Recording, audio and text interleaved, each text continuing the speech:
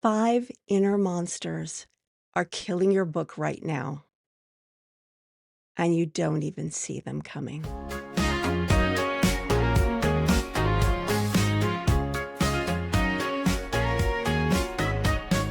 Pour a cup of clarity, sip a spark of insight. Coffee with Karma, your morning feels just right. In Alien, the real threat was silent, patient, and already inside you. That's exactly how creative self-sabotage works. In this episode of Coffee with Karma, I'm going to be breaking down 5 sneaky inner monsters hiding in your author's journey and how to hunt them down before they kill your book. Hi, I'm Carma Spence, and I help business and leadership experts transform their expertise into client-attracting books that drive business growth.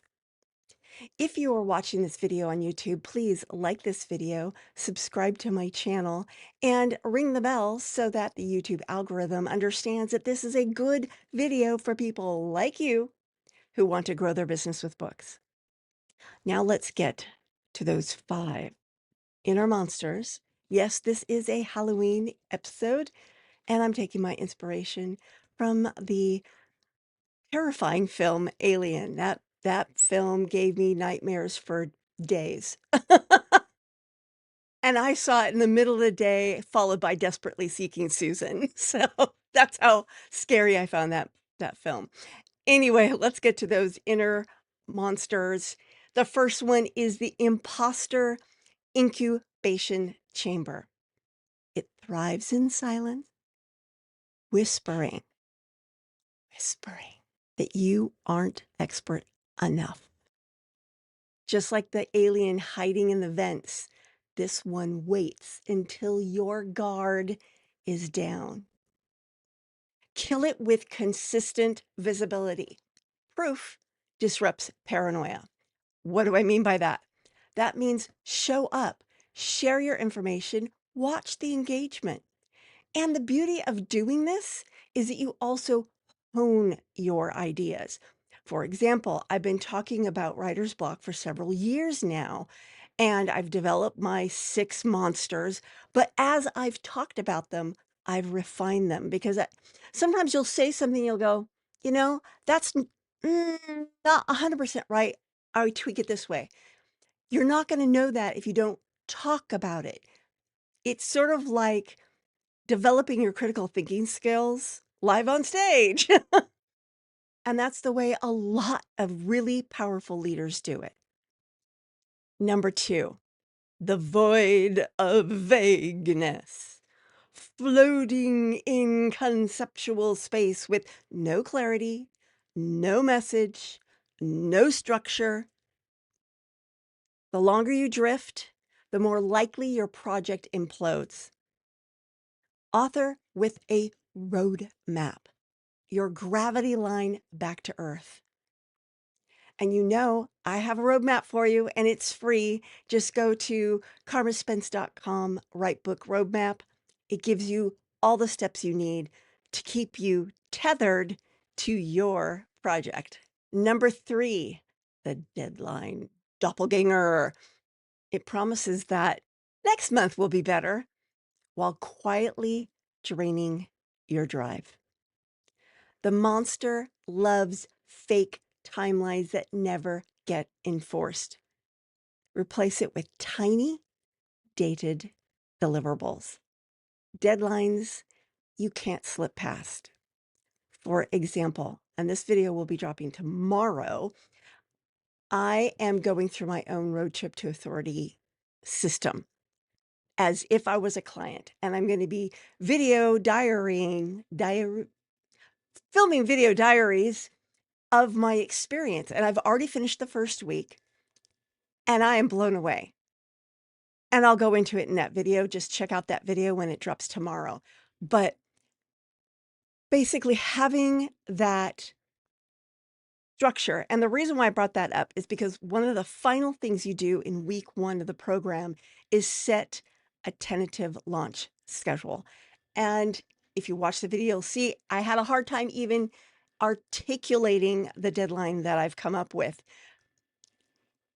It's scary. Putting a deadline on things is scary, especially for someone like me who, like, when I say something, I do it. And if I don't do it, I'm completely out of alignment with myself and I get really upset and I beat myself up over it.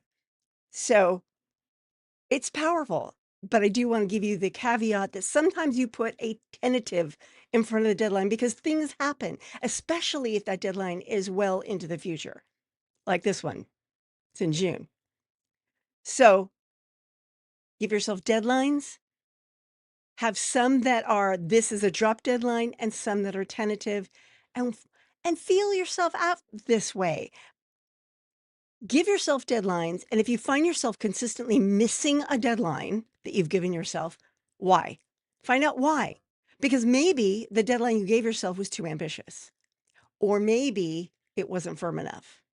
Understand your own psychology around the deadline. Number 4, the structureless stalker. Like the alien in the vents, your book's disorganized structure hides until it's too late. Clarity kills chaos. How's that for some alliteration? Create a chapter map early or risk wandering in the dark forever. And just because you say this is the chapter structure I want it at the beginning before you start writing, doesn't mean that's how it ends up. It's a working outline. For example, when I was doing public speaking superpowers, I published my chapter outline on my website. And then when I was writing the book, I realized I'd forgotten an entire chapter. Oops. Oops. So I fixed it. It's no it's no big deal. The chapter structure that you create helps you write the book, but sometimes in the process of writing the book, you realize that chapter structure needs to change, and that's perfectly okay. But if you don't do that outline at first, your book is just going to be all over the map and it's going to make it harder to write. So don't fall victim to the structureless stalker. And number 5, the it's all been said before slime mold. Had to throw in some biology in there. Did you know that slime molds are studied because they are fascinating? They are fascinating critters because they're like one organism that sometimes separates and oh, it's anyway. That has nothing to do with what I'm talking about. I just find slime molds fascinating. Anyway, it's all been said before. Slime mold, this monster convinces you that your idea isn't original. But Ripley didn't survive by being new. She survived by showing up. You banish this slime mold by owning your lens. Originality is voice plus vision. It's not original territory. You've got to face it. There's nothing new under the sun. What's new is you. What you're talking about may not be new. How you organize it, how you give your perspective to it, how you phrase it, that's what's new. Kind of like this video. Author mindset, that's not new. The things I talked about today, not new. How I talked about them, how I interwove inspiration from the movie Alien, that's me. That's new. That's different. You can do the same thing. And I'm not saying connect your book to Alien. And I'm not saying connect it to a movie. I'm saying take that information, put it through the filter of your perspective, your experience, your stories, and that's what makes it new. So there you go. 5 creative self-sabotage monsters, all inspired by the movie Alien. And I will be back on Friday for my Halloween episode, where I'll be talking about 5 things The Exorcist taught me about author fear. I'll see you then. Until then, don't let the book bugs bite. This is Karma Spence saying ciao for now.